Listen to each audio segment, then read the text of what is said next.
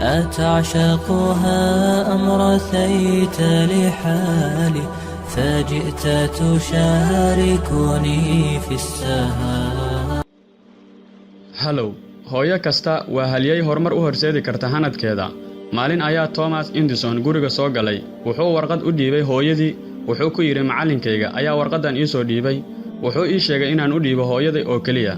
kolkii hooyadii warqadii kala furtay, waxaa indhaheeda ka yimi ilmo fara badan. waxay warqada kor ugu akhrisay wiilkeeda, iyadoo dhahaysa wiilkaagu waa cabqari aad u maskax badan.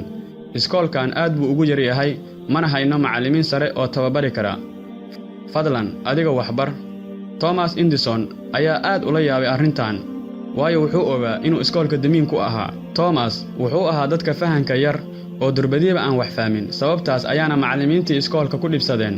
waana sababta keentay in macallimiintu warqad iskool cayrina ugu qoreen hooyadiis.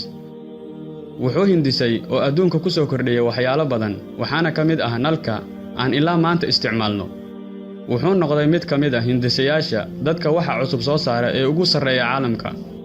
sanado badan kadib, kolkii ay Edison hooyadii dhimatay, ayuu maalin gurigii ku noqday. wuxuu eegayay alaabihii hore ee reerku lahaa. wuxuu arkay warqad isku laaban oo qaanad miis ku jirta. kadib warqaddii ayuu soo qaaday. waa warqaddii macallinku u soo dhiibay.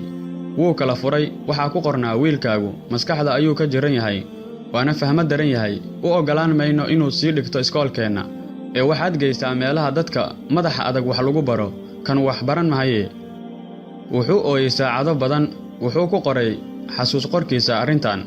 Thomas Edison wuxuu ahaa ilmo maskaxda ka jiran oo damiin ah, kaasoo hooyo halyay ah darteed ku noqday cabqarigii qarniga ama hindisaagii ugu sarreeyay caalamka. hooyadii warqadda sida ay tahay uguma akhrin. waxayna go'aansatay inay dhiirigeliso wiilkeeda intii ay niyad jabin lahayd. hadalkii hooyadii ee uu aaminay iyo dadaalkii uu la yimid ayuu ku noqday cabqari ama hindiso aad u maskax badan.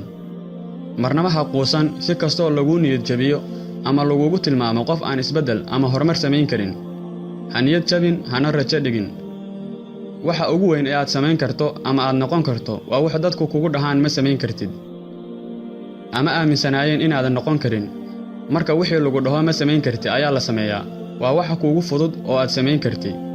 qofka mar walba niyadda wanaagsan marna ma guul darraysto.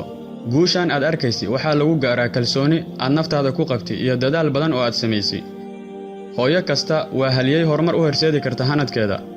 alla sawtu raxma, caafimaad iyo cimri dheer ha u siiyo inta hooyadood u nooshahay.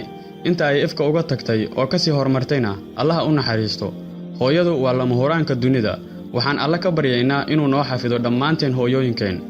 waa walaalkiin Saki Cabdi Yaasiin. mahadsanidin walaal.